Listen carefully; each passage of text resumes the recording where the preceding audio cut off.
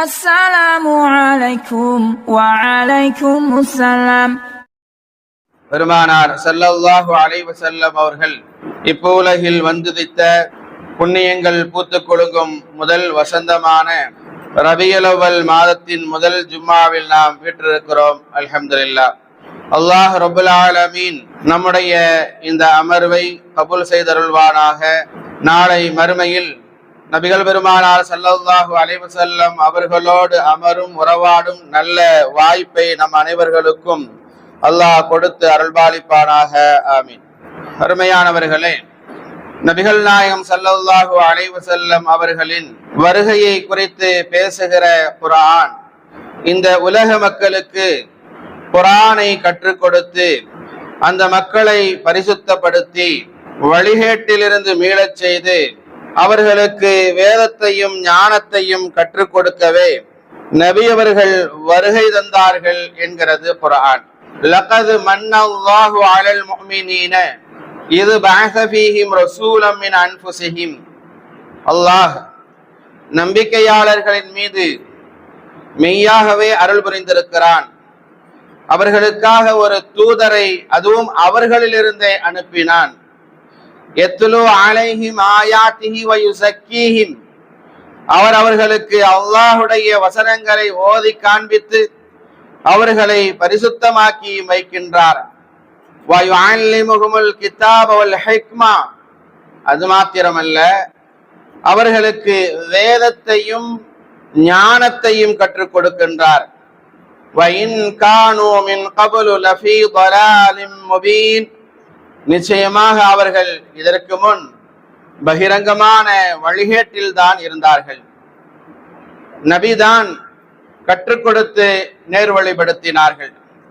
அதற்காக வேண்டிதான் நபிகள் பெருமானார் ஸல்லல்லாஹு அலைஹி வஸல்லம் அவர்கள் அனுப்பப்பட்டார்கள் என்பதாக இந்த வசனத்தில் அல்லாஹு தஆலா குறிப்பிடுகின்றான். முஹம்மது ரசூலுல்லாஹி ஸல்லல்லாஹு அலைஹி வஸல்லம் அவர்கள் சொன்னார்கள், இன்னல்லாஹ லம் யபஅஸ்னி முஅன்னிதா. அல்லாஹ் என்னை கடினமான போக்கு உள்ளவனாக அனுப்பவில்லை. வலா முதஅன்னிதா. எவரையும் வழிதவர செய்பவனாக என்னை அனுப்பவில்லை. வலாக்கின் பஅஸனி முஅல்லிமம் முயஸ்ஸிரா. மாறாக எளிதாக கற்றுக் கொடுக்கும் ஒரு பேராசானாக, ஆசிரியராக என்னை இறைவன் அனுப்பியுள்ளான் என்று நபிகள் பெருமானார் ஸல்லல்லாஹு அலைஹி வஸல்லம் அவர்கள் கூறினார்கள். சொன்னார்கள் ரசூலுல்லாஹி ஸல்லல்லாஹு அலைஹி வஸல்லம், மன் خرج في طلب العلم فهو في سبيل الله حتى يرجع. கல்வியை தேடுவதற்காக வெளிக்கிளம்பி சென்றவர் அவர் திரும்பி வருகின்ற வரை அவர் அல்லாஹ்வின் பாதையில் இருக்கிறார் என்று சொன்னார்கள் ரசூலுல்லாஹி ஸல்லல்லாஹு அலைஹி வஸல்லம். குல் ஹல் யஸ்தவில் லதீன يعلمون والذين لا يعلمون. அல்லாஹ் கேட்கிறான், அறிந்தோரும் அறியாதோரும், கல்வி கற்றவர்களும் கல்வி கல்லாதவர்களும் சமமாவார்களா? நிச்சயமாக சமமாக மாட்டார்கள் என்பதாக சொல்லி சமுதாய மக்களை ஊக்கப்படுத்தியதின் விளைவு என்ன தெரியுமா? நவீன அறிவியல் கண்டுபிடிப்புகளின் முன்னோடிகள் என்றால் அது முஸ்லிம்கள் தான். அருமையானவர்களே, நம்மை படைத்த அல்லாஹ்வை பற்றி தெரிந்து கொள்ள வேண்டுமானால் அல்லாஹ்வின் படைப்புகளை பற்றி சிந்தனை செய் என்று கற்றுத்தருகிறார்கள் நபிகள் பெருமானார் ஸல்லல்லாஹு அலைஹி வஸல்லம் அவர்கள். தஃபக்கரு ஃபீ குல்லி ஷைஇன் வலா ததஃபக்கரு ஃபில்லாஹ். அல்லாஹ்வை பற்றி தெரிந்து கொள்ள வேண்டுமா? அல்லாஹ்வின் படைப்பினங்களை குறித்து சிந்தனை செய் என்கிறார்கள் ரசூலுல்லாஹி ஸல்லல்லாஹு அலைஹி வஸல்லம் அவர்கள். அபூ தர்தா ரலியல்லாஹு அன்ஹு அவர்கள் அறிவிக்கிற ஒரு செய்தி, قال تفكروا ساعة خير من قيام الليلة. சிறிது நேரம் சிந்தனை செய்வது, ஆய்வு செய்வது இரவு முழுவதும் வணக்கம் செய்வதை விட சிறந்ததாகும் என்றார்கள் நபிகள் பெருமானார் ஸல்லல்லாஹு அலைஹி வஸல்லம் அவர்கள். எனவேதான் இமாம் ஷாஃபி ரஹ்மத்துல்லாஹி அலைஹி அவர்கள் அவர்களுடைய இல்லத்தில் விருந்தாளியாக தங்கிய இமாம் அஹமது பின் ஹம்பல் ரஹமத்துல்லாஹி அலைஹி அவர்களை கவனிக்கிறார்கள். அஹமது பின் ஹம்பல் ரஹமத்துல்லாஹி அலைஹி அவர்கள் தஹஜ்ஜத்தினுடைய அந்த இரவு நேர தொழுகையை நிறைவேற்றாமல் இருக்கிறார்கள். இரவு தொழுகையில் பேணுதல் இல்லாதவர்களை பெரும் குற்றவாளிகளாக பார்க்கப்பட்ட பொன்னான காலம் அந்த காலம். எனவே இமாம் ஷாஃபி ரஹமத்துல்லாஹி அலைஹி அவர்கள் தங்களின் மாணவர் அஹமது ரஹமத்துல்லாஹி அலைஹி அவர்களை இரவு தொழுகை தொழாமல் தூங்கிவிட்டதை சகித்துக் கொள்ள முடியாமல் அதை கேட்டே விட்டார்கள். ஏன் தஹஜ்ஜத்தினுடைய தொழுகையை தொழுதால் என்ன என்பதாக கேட்டார்கள். அதற்கு பதில் கூறிய இமாம் அஹமது பின் ஹம்பல் ரஹமத்துல்லாஹி அலைஹி அவர்கள் சொன்னார்கள், உஸ்தாத் அவர்களே, நான் இன்று தஹஜ்ஜத் தொழவில்லை என்பது உண்மைதான். காரணம், அதைவிடவும் சிறப்பான ஒரு ஹதீஸினுடைய ஆய்வில் நான் ஈடுபட்டிருந்தேன். அது என்ன ஹதீஸ் என்பதையும் சொன்னார்கள். உம்மு சுலைம் ரலியல்லாஹு அன்ஹா அவர்களினுடைய மகனார் அபு உமைர் என்ற சிறுவனிடம் நபிகள் பெருமானார் ஸல்லல்லாஹு அலைஹி வஸல்லம் அவர்கள் எப்பொழுதும் நகைச்சுவையாக பேசுவதை வழமையாக ஆக்கி கொண்டிருந்தார்கள். ஒரு நாள் அந்த சிறுவரை சந்திக்க நபிகள் பெருமானார் ஸல்லல்லாஹு அலைஹி வஸல்லம் அவர்கள் வந்தபோது அந்த சிறுவர் கவலை தோய்ந்த முகத்தோடு காணப்படுகிறார். காரணம் கேட்டபோது, நான் வளர்த்த ஒரு சிட்டுக்குருவி அது இறந்து போய்விட்டது என்பதாக சொன்னார். அப்போது நபிகள் பெருமானார் ஸல்லல்லாஹு அலைஹி வஸல்லம் அவர்கள் அந்த சிறுவனிடத்திலே கேட்டார்கள், யா அபா உமைர் மா ஃபஅலன் நுகைர், அபு உமைர், உன்னுடைய சிட்டுக்குருவிக்கு என்ன ஆகிவிட்டது, ஏன் மரணித்தது என அந்த சிறுவனிடத்திலே நபிகள் பெருமானார் ஸல்லல்லாஹு அலைஹி வஸல்லம் அவர்கள் துக்கம் விசாரித்தார்கள். இதுதான் ஹதீஸ், இவ்வளவுதான். அஹமது பின் ஹம்பல் ரஹமத்துல்லாஹி அலைஹி அவர்கள் சொன்னார்கள், இரவு முழுவதும் இந்த ஹதீஸை ஆய்வு செய்து இந்த ஹதீஸில் இருந்து 70 சட்டங்களை நான் எடுத்தேன் என்பதாக சொன்னார்கள். அந்த ஹதீஸில் இருந்து ஒருவருக்கு புனைப்பெயர் சூட்டலாம் என்கிற சட்டத்தை நான் எடுத்திருக்கிறேன். குழந்தைகளிடமும் துக்கம் விசாரிக்க வேண்டும் என்கிற சட்டத்தை நான் எடுத்திருக்கிறேன். பறவைகளை வளர்க்கலாம் போன்ற ஏராளமான சட்டங்களை அந்த ஹதீஸின் மூலமாக நான் கண்டுபிடித்தேன் என்பதாக இமாம் அஹமது பின் ஹம்பல் ரஹமத்துல்லாஹி அலைஹி அவர்கள் கூறிய போது, உண்மைதான், நீங்கள் செய்த இந்த ஆய்வு இரவு முழுவதும் வணங்குவதை விடவும் அல்லாஹ்விடத்தில் மதிப்பானது என்று இமாம் ஷாஃபி ரஹமத்துல்லாஹி அலைஹி அவர்கள் கூறினார்கள். படிப்பதற்கும் சிந்திப்பதற்கும் ஆய்வு செய்வதற்கும் ஊக்குவிக்கிற மார்க்கம் இஸ்லாமிய மார்க்கம். எனவேதான் நவீன கண்டுபிடிப்புகளின் முன்னோடிகளாக முஸ்லிம்கள் திகழ்ந்தார்கள். நவீன கண்டுபிடிப்புகளுடைய முன்னோடிகள் முஸ்லிம்களா? அதை சொல்கிற போது நமக்கெல்லாம் ஆச்சரியமாக இருக்கிறது இல்லையா? முஸ்லிம்கள் என்ன கண்டுபிடித்தார்கள், முஸ்லிம்கள் இந்த உலகத்திற்கு செய்த பங்களிப்பு என்ன என்று கேட்போர் முஸ்லிம்களிலேயே இன்றைக்கும் அதிகமாக இருக்கத்தான் செய்கிறார்கள். ஏனென்றால் அவர்களின் கண்டுபிடிப்புகள் இன்று வரை பயன்படுத்தப்பட்டு வந்தாலும் அவர்களின் பெயர்கள் மறைக்கப்பட்டு விட்டன அல்லது மருதிவிட்டன என்றுதான் கூற வேண்டும். முஸ்லிம்கள் தான் எல்லாவித கண்டுபிடிப்புகளுக்கும் முன்னோடி என்றால் அதை நம்மால் நம்ப முடிகிறதா? நம்பினாலும் நம்பாவிட்டாலும் அதுதான் உண்மை. அவர்களின் கண்டுபிடிப்புகள் குறித்த தகவல்களும் அவர்கள் எழுதிய நூல்களும் இன்று வரை அவர்களின் பெயர்களை கூறிக்கொண்டுதான் இருக்கின்றன. பெரும் பெரும் நூலகங்களிலும் இணையதளங்களிலும் அவர்களை பற்றிய தகவல்கள் கிடைத்துக் கொண்டுதான் இருக்கின்றன. தேடி படித்தால் வியப்பின் உச்சிக்கே சென்று விடுவீர்கள். அறிவியல், மருத்துவம், வேதியியல், புவியியல், வானவியல், தத்துவவியல் உள்ளிட்ட பல்வேறு துறைகளில் முஸ்லிம் அறிஞர்கள் சிறந்து விளங்கி இருக்கிறார்கள். விமானம், தொலைநோக்கி, கேமரா, மருத்துவ உபகரணங்கள் உள்ளிட்ட பல்வேறு கருவிகளை கண்டறிந்துள்ளார்கள். அவைகளில் பல இன்று பயன்பாட்டில் இருக்கின்றன. அதில் குறிப்பாக இன்றைய ஜும்மாவில் மருத்துவத்துறையில் முஸ்லிம்களின் பங்களிப்பு குறித்த சில செய்திகளை மட்டும் இன்ஷா அல்லாஹ் நாம் பார்க்க இருக்கிறோம். இஸ்லாமிய நாகரிகம் ஆன்மாவை கவனிப்பது போலவே உடலையும் கண்ணுக்கு இமை போல காத்து நிற்க சொல்கிறது. இஸ்லாம் உடல், அறிவு, ஆன்மா ஆகிய 3 பகுதிகளிலும் சமநிலை பேண சொல்கிறது. எனவே உடலை பாதுகாப்பதில் இஸ்லாம் முக்கிய கவனம் செலுத்துகிறது. காரணம், சுவர் இல்லாமல் சித்திரம் வரைய முடியாது இல்லையா? ஒரு காலத்தில் மருத்துவத்துறையில் உலகமே இருட்டில் இருந்த போது அந்த துறையை வளர்த்து அதில் கொடிகட்டி பறந்தவர்கள் முஸ்லிம்கள் தான். ஒருவனுக்கு நோய் வந்து விட்டது என்றால் மருந்து செய்யக்கூடாது என்று கிறிஸ்தவ உலகம் நம்பியிருந்த அந்த காலத்திலேயே இஸ்லாம் மருத்துவம் பற்றி பேசியது என்பதை நாம் கவனிக்க வேண்டிய ஒன்று. முழு ஐரோப்பாவும் நோயாளியை பார்த்து இறைவனால் சபிக்கப்பட்டவன் என்றும் தீண்டத்தகாதவன் என்றும் ஒதுக்கிய காலத்திலேயே முஸ்லிம்கள் நோயாளிகளுக்கு தனி அறைகள் அமைத்து தனித்தனி தாதிகள் செவிலியர்களை நியமித்து மிக உயர்ந்த மருத்துவ சேவையை அவர்கள் அறிமுகம் செய்தார்கள். இஸ்லாமிய உலகம் மருத்துவத்தை ஒரு சேவையாகவே அன்றைய காலத்திலே செய்து வந்தது. பணம் வாங்குவதற்கு பதிலாக குணமடைந்து செல்கிறார்கள் என்று சொன்னால் அவர்களுக்கு பணம் கொடுக்கப்பட்டது. நோய்க்காக ஓய்வெடுக்கும் காலப்பகுதியில் அந்த நோயாளி தனது வாழ்வை கௌரவமாக கொண்டு செல்வதற்காக அந்த சலுகை அங்கே அறிமுகப்படுத்தப்பட்டது. அப்போது முஸ்லிம்கள் மனித சமத்துவத்தை மருத்துவமனைகளிலும் எடுத்துக்காட்டி மகத்தான சேவை புரிந்தார்கள் என கலாநிதி முஸ்தபா ஷிஃபா அவர்கள் நமது நாகரிகத்தின் தலை சிறந்த படைப்புகள் என்ற நூலிலே அவர் குறிப்பிடுகிறார்.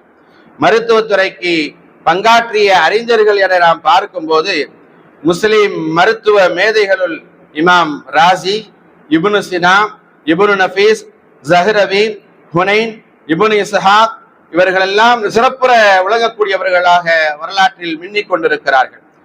ராசி அவர்கள் எழுதிய 12 பாகங்களை உள்ளடக்கிய பிரசித்தி பெற்ற நூலான அல்ஹாவி என்ற இந்த நூல் இருக்கிறது. மருத்துவத்தின் கலை களஞ்சியம் என்பதாக அது போற்றப்படுகிறது. இதே போன்று ஒரு மருத்துவ நூல் இதுவரை உலகில் இல்லை என்பதாக கருதப்படுகிறது. ராசி அவர்கள் மகப்பேற்று மருத்துவம், பெண் மருத்துவம், கண் மருத்துவம், அறுவை சிகிச்சை போன்ற துறைகளிலும் ஆராய்ச்சிகளை மேற்கொண்டிருந்தார். அறுவை சிகிச்சையின் போது தையல் போடுவதற்காக முதலில் மிருகங்களுடைய குடல் இழைகளை பயன்படுத்தியதும் அந்த இமாம் ராசி அவர்கள் தான். அடுத்து அலி இப்னு சினா. மருத்துவத்துறையில் இப்னு சினாவின் பங்களிப்பு என்பது அது சாதாரணமானதல்ல. எனவேதான் அவர்களை நினைவு கூறும் விதமாக நமதூர் ஏர்வாடியில் இப்னு சினா என்கிற அந்த பெயரிலேயே அவர்களுடைய பெயரிலேயே மருத்துவமனை அமைக்கப்பட்டிருக்கிறது. மருத்துவர் இப்னு சினா, இபின் சினா அல்லது அபிசன்னா என சுருக்கமாக அழைக்கப்படுகிறார்கள். அபு அலி அல் ஹுசைன் இப்னு சினா கிபி 980 ஆண்டு இன்றைய கஜகஸ்தானில் பிறந்தவர்கள். இப்னு சினா 10ஆம் வயதிலேயே தனக்கு 10 வயது இருக்கும் போதே இஸ்லாமிய அடிப்படை அறிவை பெற்று திருக்குர்ஆன் முழுவதையும் மனனம் செய்த ஹாஃபில் அவர்கள். இவர் இளம் வயதிலேயே பல்வேறு ஆசிரியர்களிடம் அல்ஜிப்ரா, வானசாஸ்திரம், தர்க்கவியல், தத்துவம், இறையியல் என்று பல்வேறு விஷயங்களை கற்றுக்கொண்டார். இவர் தமது 16வது வயதில் மருத்துவத்தில் கவனம் செலுத்தினார். தன்னுடைய 18ஆம் வயதில் புகழ்பெற்ற மருத்துவராக திகழ்ந்தார். மன்னர் நூஹ் இப்னு மன்சூர் சாமானி என்பவர் நோய்வாய்ப்பட்டிருந்த போது அவரது நோயை குணப்படுத்த முடியாமல் பல்வேறு மருத்துவர்கள் திரும்பி சென்று கொண்டிருந்த அந்த நேரத்தில் இறுதியாக இப்னு சீனா அழைக்கப்பட்டார். அவர் மன்னரினுடைய நோயை குணப்படுத்தினார் என்பது வரலாறு. இவர் எழுதிய நூல்களுள் உலக புகழ்பெற்ற நூல் அல் கானூன் பி திப், தி கானூன் ஆஃப் மெடிசன் ஆகும். இந்த நூல் 1270 ஹெப்ரு மொழியிலும் அதற்கடுத்து லத்தீன் மொழியிலும் மொழிபெயர்க்கப்பட்டிருக்கிறது. 15ஆம் நூற்றாண்டில் இந்த நூல் குறித்து பல்வேறு விளக்க உரை நூல்கள் இதிலிருந்து வெளிவந்திருக்கின்றன. இந்த நூலில் உள்ள உடற்கூறு பகுதி மட்டும் நீக்கப்பட்டு டாக்டர் ஓசி கொருனர் என்பவரால் 1930 ஆங்கில மொழியில் மொழிபெயர்க்கப்பட்டது என்றால் இந்த 21ஆம் நூற்றாண்டு வரை நீடித்து நிற்கும் இதன் செல்வாக்கை நாம் புரிந்து கொள்ள முடிகிறது. இவ்வாறு இப்னு சீனா எழுதிய அல் கானூன் பி திப், மருத்துவ நெறிமுறைகள் என்ற அந்த மருத்துவ கலைக்களஞ்சியம் 15ஆம் நூற்றாண்டு வரை ஐரோப்பிய பல்கலைக்கழகங்களில் மருத்துவ பாடத்திட்டத்தின் முக்கிய நூலாக சேர்க்கப்பட்டிருக்கிறது என்பது நாம் கவனிக்க வேண்டிய ஒன்று. இவர் நவீன மருத்துவத்தின் தந்தையாக போற்றப்படுகிறார். முக்கியமாக உடல் இயக்கவியல் ஆராய்ச்சியில் முறைப்படியான பரிசோதனைகளையும் அளவீடுகளையும் முதன்முறையாக பயன்படுத்தினார். தொற்று நோய்களை கண்டறிந்தும் அவை தொற்று முறைகளை வகைப்படுத்தியும் அவற்றை கட்டுப்படுத்தும் முறைகளை கண்டறிந்தும் அந்த கால மருத்துவத்துறைக்கு பெரும் பங்களிப்புகளை செய்தார். இவருடைய கானூன் புத்தகத்தின் மூலப்பிரதியின் சில பகுதிகள் இன்றளவும் பிரிட்டிஷ் அருங்காட்சியகத்தில் பாதுகாக்கப்படுகிறது என்பது கூடுதல் சிறப்பு செய்தி. அறுவை சிகிச்சைக்காக அனஸ்தீசியா போன்றவற்றை அறிமுகப்படுத்தியதில் இந்த உலகம் இப்னு சீனாவுக்கு நிறைய நன்றி கடன் பட்டிருக்கிறது. டாக்டர் வில்லியம் ஓஸ்லர் இப்னு சீனா அவர்களின் புத்தகத்தை சொல்கிற போது மருத்துவத்தின் பைபிள் என்பதாக குறிப்பிடுகிறார்.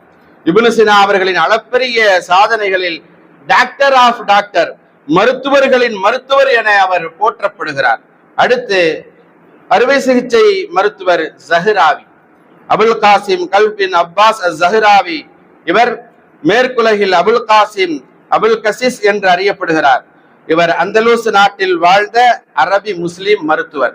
இவர் மிகச்சிறந்த அறுவை சிகிச்சை மருத்துவராக திகழ்ந்தார். இவர் நவீன அறுவை சிகிச்சையின் தந்தை என போற்றப்படுகிறார். இவர் எழுதிய அத்தஸ்ரீப் லிமன் அஜஸா அனித் தாலீஃப் என்னும் ஒரு நூல் ஒரு மருத்துவ களஞ்சியமாக திகழ்கிறது. இவருடைய சில கண்டுபிடிப்புகள் இன்று வரை பயன்படுத்தப்பட்டு வருகின்றன என்பது குறிப்பிடக்கூடிய செய்தி. உதிர ஒழுக்கு நோய்க்கு ஹீமோபிலியா பரம்பரையே காரணம் என்பதை முதலில் கண்டறிந்தவர் இவர்தான். அதற்கு பிறகு காலானி வெரிகோஸ் நோயை முதலில் இரும்பு குழாய்களை பயன்படுத்தி சிகிச்சை அளித்தவரும் இவர்தான்.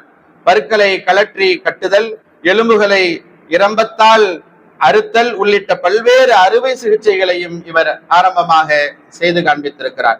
பற்கள், 2 தாடைகள், வாய், தொண்டை ஆகியவற்றின் அறுவை சிகிச்சை குறித்தும் மென்மையாக பற்களை பிடுங்குதல் குறித்தும் தன்னுடைய நூலிலே அவர் பதிவு செய்திருக்கிறார்.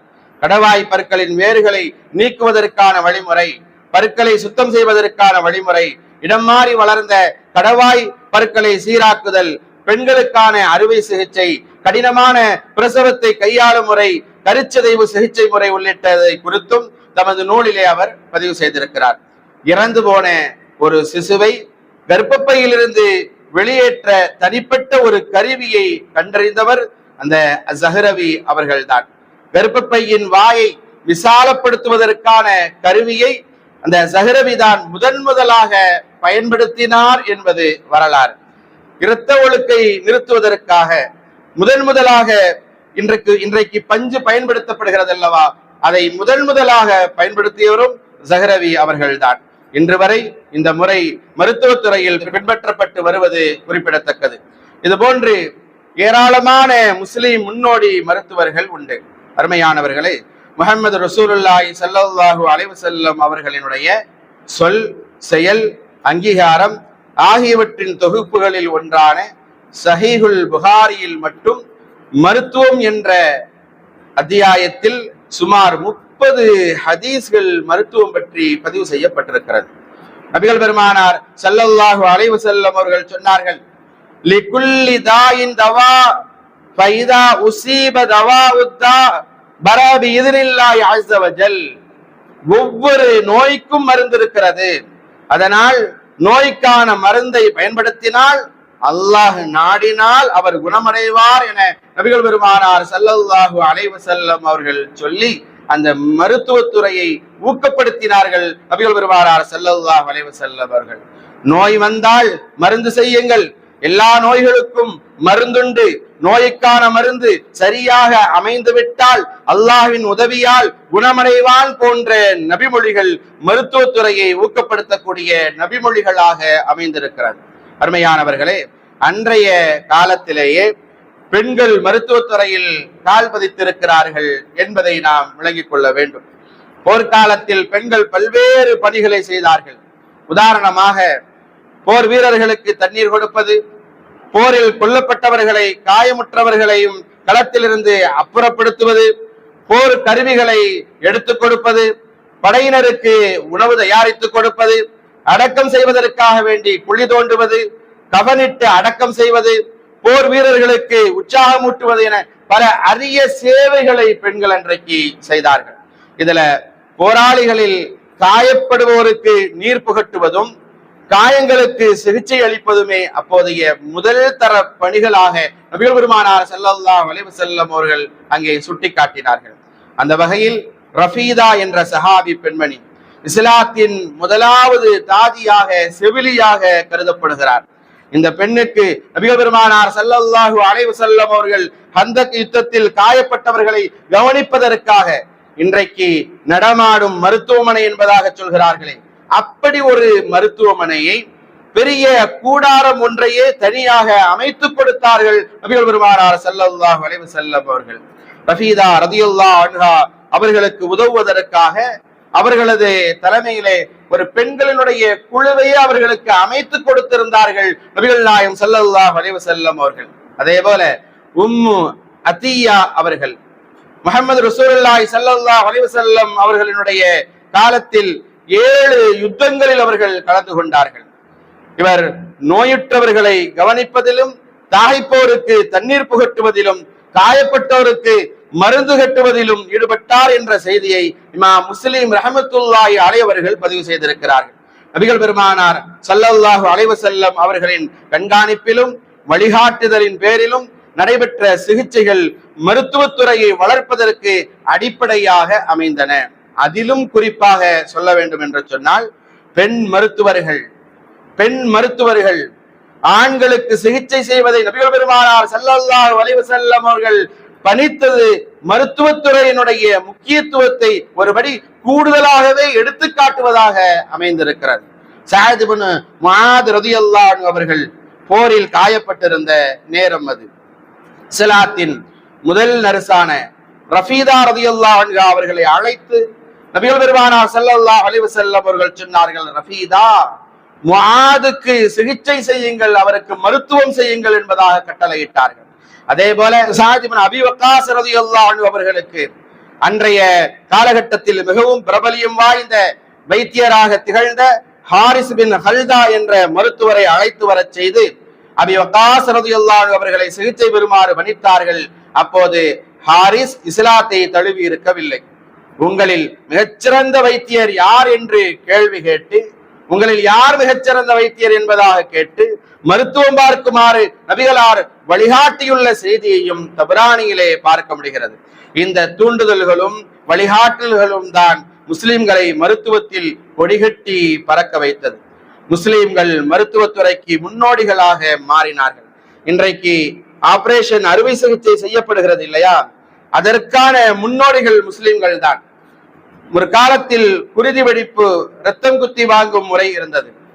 அந்த இரத்த நாள முறையில் தொடங்கி உடலின் ஒரு உறுப்பு பழுதடைந்து விட்டால் அந்த உறுப்புகளை அறுத்து அகற்றும் வகையில் வளர்ந்து யோனி வழியாக சிறுநீர்ப்பை கற்களை வெளியேற்றும் முறைக்கு உயர்ந்து ஒரு உறுப்பு சிதைந்து போனால் அந்த உறுப்புகளை வடிவமைக்கும் அழகியல் அறுவை சிகிச்சை வரை முஸ்லிம்கள் மருத்துவத்தில் முன்னோடிகளாக முன்னேறி வந்தார்கள். இந்த துறையில் முஸ்லிம்கள் உச்சநிலைக்கு வருவதற்கு அடிப்படை காரணம் மனிதன் என்பவன் உடல், அறிவு, ஆன்மா ஆகிய 3 கூறுகளை கொண்ட ஒரு கலவை என்பதை புரிந்து அவற்றுக்கிடையில் சமநிலை பேணுவது கடமை என்ற இஸ்லாத்தின் கோட்பாட்டை மிகச்சரியாக முஸ்லிம்கள் அறிந்து புரிந்து வைத்திருந்ததுதான் காரணம். அருமையானவர்களே, உடலுக்கான மருத்துவம் என்பது வெறும் உடல் உறுப்புகளுக்கு மாத்திரமல்ல என்பதை புரிந்து கொண்ட முஸ்லிம் மருத்துவர்கள் அதற்கு பிறகு உள்ளத்துடனும் அதனை இணைத்து பார்த்தார்கள். எனவே சிதைந்த உறுப்புகளை வடிவமைப்பதிலும் அசிங்கமான தோற்றம் தரும் உறுப்புகளை மாற்றுவதிலும் அவர்கள் கவனம் எடுத்தார்கள். நோயை குணப்படுத்துவது போலவே இயல்பாக இருக்கும் அவயங்கள், உறுப்புகள் அதன் அசலான தோற்றத்தில் இருப்பதைத்தான் மனித உள்ளம் விரும்பும் இல்லையா? தன் உறுப்புகளில் உள்ள குறையை சரி செய்து கொள்ள வேண்டும் என்ற உள்ளத்தின் தேவையை நிவர்த்தி செய்வது மருத்துவத்துறையின் ஒரு அங்கமே என்ற இஸ்லாமிய கருத்துக்கு இணங்க அவர்கள் செயல்பட்டார்கள். எனவே அவற்றை சரி செய்வதும் அழகுபடுத்துவதும் உருமாற்றம் அல்ல என்ற கருத்தை அவர்கள் புரிந்து வைத்திருந்தார்கள். எனவே பேரறிஞர் ராசி அவர்கள் அழகியல் அறுவை சிகிச்சையில் முன்னோடியாக அவர் திகழ்ந்தார். இமாம் ராசி அவர்கள் ஒரு ஆலிம், மருத்துவ முன்னோடியாக இருந்த அதே சமயம் இஸ்லாமிய ஷரியா சட்டங்களை முழுமையாக கற்றுத் தேர்ந்தவர் என்பது குறிப்பிடத்தக்கது. உடம்பும் உள்ளமும் நலமாக இருப்பது ஷரியாவின் பார்வையில் அத்தியாவசிய தேவை என்பதாக சொன்னார். ஆன்மாவை பாதுகாப்பது போலவே ஆரோக்கியம் முக்கியமானது என்பதை இஸ்லாம் அழுத்தி சொல்கிறது. அதன் விளைவாகவே அறுவை சிகிச்சை முறையில் முஸ்லிம்கள் முன்னேறியதோடு கோடிக்கணக்கான மனித உயிர்களை காப்பாற்றவும் உதவினார்கள். அல் குர்ஆனும் நபிமொழியும் முஸ்லிம்களுக்கு வழங்கிய தூண்டுதலும் வழிகாட்டுதலும் தான் மருத்துவத்துறையில் இஸ்லாமியர்கள் முன்னோடிகளாக திகழ்ந்ததற்கு காரணம். குர்ஆன் நமக்கு வழிகாட்டி கொண்டிருக்கிறது. அல்லாஹ் சொன்னான், وَمَنْ أَحْيَاهَا فَكَأَنَّمَا أَحْيَا النَّاسَ جَمِيعًا. இந்த உலகத்தில் ஒரு மனிதனை வாழ வைத்தவர் உலகிலுள்ள எல்லா மனிதர்களையும் வாழ வைத்தவர் போன்றவராவார் என்பதாக இந்த வசனத்தில் அல்லாஹு தஆலா குறிப்பிடுகின்றான். இது போன்ற வசனங்கள் தான் மருத்துவத்துறையில் இஸ்லாமியர்கள் முன்னோடிகளாக திகழ்ந்ததற்கு காரணமாக அமைந்தது. இன்றைக்கு இந்த சமுதாயத்திற்கு சபீனா போன்றவர்கள் தேவைப்படுகிறார்கள். யார் அந்த சபீனா? நீங்கள் செய்தியை அறிந்திருக்க கூடும். சமீபத்தில் கேரளா வயநாட்டில் ஏற்பட்ட நிலச்சரிவின் போது 35 பேரின் உயிரை காப்பாற்றி இருக்கிறார் செவிலியர் சபீனா. சபீனாவினுடைய இந்த வீர செயலுக்காக சபீனாவுக்கு வீர தீர செயலுக்கான கல்பனா சாவ்லா விருதை சுதந்திர தினத்தன்று நம்முடைய முதலமைச்சர் வழங்கினார். சபீனா அவர்கள் அந்த நேரத்தில் ஒரு உடம்பில் ரெயின்கோட் மட்டுமே அணிந்திருக்கிறார். கையில் முதலுதவி உபகரணங்கள் அடங்கிய ஒரு பை அவரிடத்திலே கொடுக்கப்படுகிறது. அவர் இறுக்கமாக பிடித்துக் கொள்கிறார். கீழே ஆற்றில் வெள்ளம் கரைபுரண்டோடு ஓடிக்கொண்டிருக்கிறது. அந்த நேரத்தில் அந்த ஆற்றை கடக்க வேண்டுமானால் ஜிபலைன் வாயிலாக கடந்து செல்ல வேண்டும். ஜிபலைன் என்றால் ஒரு கம்பி மாதிரி இருக்கிறது, அது மூலமாக அப்படியே அவர் தனியாக செல்ல வேண்டும். சிகிச்சை அளிப்பதற்காக வேண்டி அவர் துணிந்து அந்த ஜிபலைன் மூலமாக அந்த கீழே ஆற்று வெள்ளம் ஓடிக்கொண்டிருக்கிற நேரத்தில் தன்னந்தனிய பெண்ணாக அந்த சபீனா என்கிற அந்த செவிலியர் அவர் 35 பேர்களை எப்படியாவது காப்பாற்றிவிட வேண்டும் என்கிற அந்த உந்துதலோடு அவர் சென்றார். மக்களை காப்பாற்றவும் செய்தார். பிபிசியில் இருந்து அந்த சபீனா அவர்களை பேட்டி எடுக்கிறார்கள். இப்படி ஜிபலைன் மூலமாக முண்டக்கைக்கு சென்று பாதிக்கப்பட்டவர்களுக்கு முதலுதவி அளித்து 35 உயிர்களை காப்பாற்றி இருக்கிறீர்களே, ஜிபலைன் வாயிலாக இதற்கு முன்னால் சென்றது உண்டா? உங்களுக்கு பயம் இல்லையா என்பதாக கேட்கப்படுகிறது. அவர் சொன்னார், இது முன்னாடி நான் ஜிபலைனை பார்த்தது கூட இல்லை, அந்த மாதிரி நான் அந்த கப்பலில் அப்படிலாம் நான் போனது இல்லை என்பதாக சொன்னார். அவர்கள் கேட்கிறார்கள், மழை பெய்து கொண்டிருக்கிறது, மீண்டும் நிலச்சரிவுக்கான எச்சரிக்கை வேற விடப்பட்டிருக்கிறது, ஆனால் எதையும் பொருட்படுத்தவில்லை. உங்களது உயிர் மேல் உங்களுக்கு பயம் இல்லையா? உங்களுக்கு எப்படி நீங்கள் சென்றீர்கள் என்பதாக நிருபர்கள் கேட்கிறார்கள். சபீனா சொன்னார், 35 பேர் உயிருக்காக போராடி கொண்டிருக்கிறார்கள். அங்கே அந்த 35 பேருடைய அந்த உயிர்தான் அவர்களை காப்பாற்ற வேண்டும் என்கிற அந்த எண்ணம் மட்டும்தான் என்னுடைய உள்ளத்தில் இருந்ததை தவிர ஒரு துளியும் கூட எனக்கு பயம் இல்லை என்பதாக சொன்னார் அந்த சபீனா. சபீனா போன்ற மருத்துவர்கள் தான் இந்த சமுதாயத்திற்கு இன்றைக்கு தேவைப்படுகிறார்கள். நமக்கெல்லாம் தெரியும், நமதூர் ஏர்வாடி மெர்சி மருத்துவமனையின் டாக்டர் மறைந்த ஜெயச்சந்திரன் அவர்களை மறக்க முடியுமா? அவர் செய்த அந்த சேவைகள் இன்றைக்கும் மக்களுக்கு மத்தியில் அவர் மறைந்ததற்கு பின்னாலும் பேசப்படுகிறது என்று சொன்னால், அப்படி சேவை செய்கின்ற மருத்துவர்கள் தான் இன்றைக்கு இந்த சமுதாயத்திற்கு தேவைப்படுகிறார்கள். இது போன்ற மருத்துவர்கள் இந்த சமுதாயத்திற்கு தேவை. அருமையானவர்களே, நமது ஊர் ஏர்வாடியின் நீண்ட வருடங்களுக்கு பிறகு ஒரு டாக்டர் நம்முடைய ஊரிலே உருவாகி இருக்கிறார். ஆம், டாக்டர் அம்ஜத் அவர்கள் ரஷ்யாவின் ஒரு பகுதியாகிய கிர்கிஸ்தான் நாட்டில் டாக்டருக்கு படித்து MBBS பட்டம் பெற்று நம் ஊருக்கு திரும்பியுள்ள நமது மஹல்லா ஜமாத் 6வது தெருவை சார்ந்த, அதுவும் நமது மஹல்லாவின் நீண்ட நெடுநாள் கழித்து டாக்டர் பட்டம் பெற்று வந்திருக்கிறார். யார் அப்படின்னா, கனி மெடிக்கல் நிறுவனர் மர்ஹூம் ஜனாப் பீர் முகமது அவர்களுடைய பேரனும் பண்டுவர் முஹைதீன் அப்துல் காதர் அவர்களுடைய மகளுமாகிய டாக்டர் முகமது அம்ஜத் அன்சாரி அவர்களை அறிமுகம் செய்து வாழ்த்தி இன்றைக்கு உங்களுக்கு மத்தியில் வரவேற்பதில் பெரும் மகிழ்ச்சி அடைகின்றோம். மக்களுக்கு சேவை செய்யவே என்னுடைய மகனை நான் டாக்டராக ஆக்கியிருக்கிறேன் என்பதாக அவருடைய தந்தை டாக்டரினுடைய தந்தை அவர்கள் பேசுகின்ற பொழுது சொன்னார்கள், அவர் மேல் படிப்பு படித்து இந்த ஊர் மக்களுக்கும் பல சமுதாய மக்களுக்கும் தன்னுடைய மருத்துவ சேவையை செய்து சிறப்பான பெயர் பெற்று சிறந்து விளங்கிட வேண்டும் என்பதாக உங்களுடைய எல்லார் சார்பாகவும் எல்லாம் அல்ல அல்லாஹ்விடத்திலே துஆ செய்து கொள்கிறோம். பெற்றோர்கள் குறிப்பாக அவர்களுடைய தகப்பனார் மஹிதீன் அப்துல் காதர் அவர்களுடைய தளராத முயற்சியையும் குறிப்பிட்டு நாம் இங்கே சொல்லியாக வேண்டும். ஏனென்றால் டாக்டர் அம்ஜத் அவர்கள் சாதாரணமாக இன்றைக்கு டாக்டராக ஆகிவிடவில்லை. அவர்கள் முதலில் படிக்க சென்றது உக்ரைன் நாட்டிற்கு சென்றார்கள். அந்த நாட்டிற்கும் ரஷ்யா நாட்டிற்கும் போர் ஏற்பட்டதால் படிப்பை பாதியிலேயே நிறுத்திவிட்டு நம் நாடு திரும்பும்படி அவர்களுக்கு ஆகிவிட்டது. பெற்றோர்கள் அசராமல் முயற்சி செய்தார்கள். தங்களுடைய மகன் டாக்டராக வேண்டும் என்ற மாபெரும் லட்சியத்தை அடைவதற்காக வேண்டி கிர்கிஸ்தான் நாட்டிற்கு தைரியமாக படிப்பதற்காக வேண்டி அனுப்பி வைத்தார்கள். அந்த கிர்கிஸ்தான் இருக்கிறதே அது ஒரு இஸ்லாமிய நாடு. அம்ஜத் அவர்களும் மனம் தளராமல் தகப்பனாரினுடைய வழிகாட்டுதலில் அந்த நாட்டிற்கு சென்று டாக்டர் பட்டம் பெற்று இன்றைக்கு நாடு திரும்பி இருக்கிறார். டாக்டர் அம்ஜத் அவர்கள் திருக்குர்ஆன் ஒளியிலும் நம் உயிரிலும் மேலான நபிகள் நாயகம் ஸல்லல்லாஹு அலைஹி வஸல்லம் அவர்களுடைய வழியிலும் மருத்துவ ஆராய்ச்சிகளை மேற்கொள்ள வேண்டும். நமது பிள்ளைகள் ஒரு இப்னு சினாவாக, இமாம் ராசியாக, ஸஹ்ரவியாக நம் பிள்ளைகள் உருவாக வேண்டும் என்கின்ற இந்த நல்ல நேரத்தில் அல்லாஹ்விடத்திலே நாம் பிரார்த்தனை செய்து கொள்வோம். கிர்கிஸ்தான் நாட்டில் டாக்டருக்கு படிக்க ஆகக்கூடிய அந்த செலவு இருக்கிறதே, அதை அவருடைய தந்தை அவர்கள் சொல்லுகிற போது, நமது நாட்டில் படிக்க என்ன செலவாகுமோ அதை விட மிக மிக குறைவான செலவுதான் ஆகும் என்பதாக அந்த டாக்டருடைய தந்தை அப்துல் காதர் அவர்கள் தெரிவித்தார்கள். அதே போல அங்குள்ள மெடிக்கல் யூனிவர்சிட்டியில் நெருங்கிய தொடர்பில் தான் இருப்பதாகவும் அவர்கள் சொன்னார்கள்.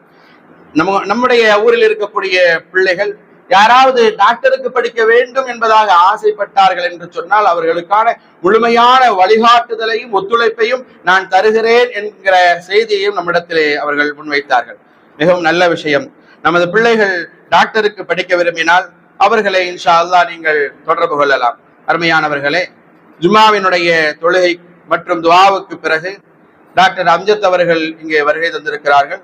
அவர்களை பாராட்டி கௌரவிக்கும் பொருட்டு நமது ஜமாத் சார்பாக பொன்னாடை போர்த்தி கௌரவிக்கும் நிகழ்ச்சி இருப்பதால் அனைவரும் இருந்து அதில் கலந்து அவர்களுக்காக துஆ செய்து அவர்களை கௌரவிக்கும்படி அன்போடு கேட்டுக்கொள்கின்றேன். நம்முடைய சமுதாய பிள்ளைகள் கற்றறிந்த பேரறிஞர்களாக திகழ்ந்து எல்லா துறைகளிலும் முன்னோடிகளாக வளர்ந்து ஈருலகிலும் வெற்றி பெற்ற சமுதாய மக்களாக ஆகுவதற்கு அல்லாஹ் கிருபை செய்வானாக என்கிற பிரார்த்தனையோடு நிறைவு செய்கின்றேன். வாஹிரு தஅவானா அனில் ஹம்துலில்லாஹி ரப்பில் ஆலமீன். அஸ்ஸலாமு அலைக்கும் வரஹ்மத்துல்லாஹி வபரகாத்துஹு. ரஹ்மானே, எங்களின் பாவம் நீங்கிடச் செய்வாயே.